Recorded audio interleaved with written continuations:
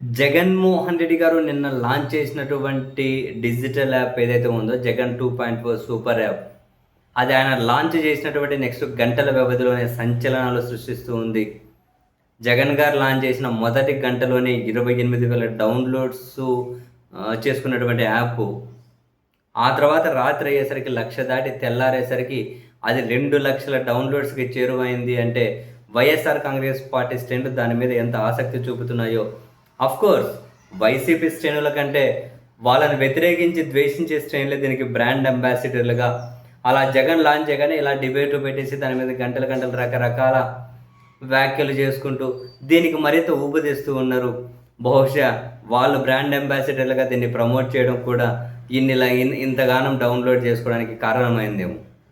And YSR Congress party వాళ్ళ కార్యకర్తలను, నాయకులను అనుసంధానం చేసుకొని అందరినీ కూడా ఒకే స్టేజ్ మీదకి తీసుకొని వచ్చి ఒక అర్థవంతమైన చర్చ జరిగే విధంగా వైఎస్ఆర్ కాంగ్రెస్ పార్టీకి సంబంధించినటువంటి వాళ్ళ కంటెంట్‌ను, వాళ్ళ వాదనను మిగిలిన సోషల్ మీడియా ప్లాట్‌ఫామ్స్ మీద రిస్ట్రిక్ట్ చేస్తున్నారు అని జగన్మోహన్ రెడ్డి గారి యాప్ లాంచ్ సందర్భంగా కూడా వ్యాఖ్యలు చేశారు. కానీ ఇది మన యాప్, ఇక్కడ ఎవరు డిలీట్ చేసేది ఉండదు. ఒక అర్థవంతమైన చర్చకి ఇక్కడ కారణమవుతుంది.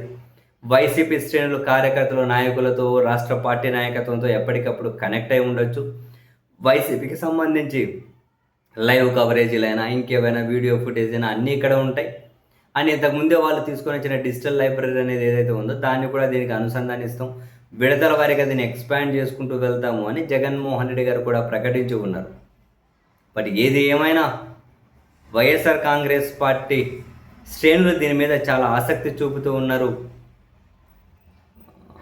వాళ్ళు ఏదైతే పార్టీ కోసం పనిచేస్తూ ఉన్నారో కొందరు, వాళ్ళ కష్టాన్నో లేకుంటే వాళ్ళ పనినో రాష్ట్ర నాయకత్వం గుర్తించే అవకాశం ఈ యాప్ ద్వారా అయినా వస్తుంది అని కొందరు కార్యకర్తలు అయితే ఖచ్చితంగా భావిస్తూ ఉన్నారు.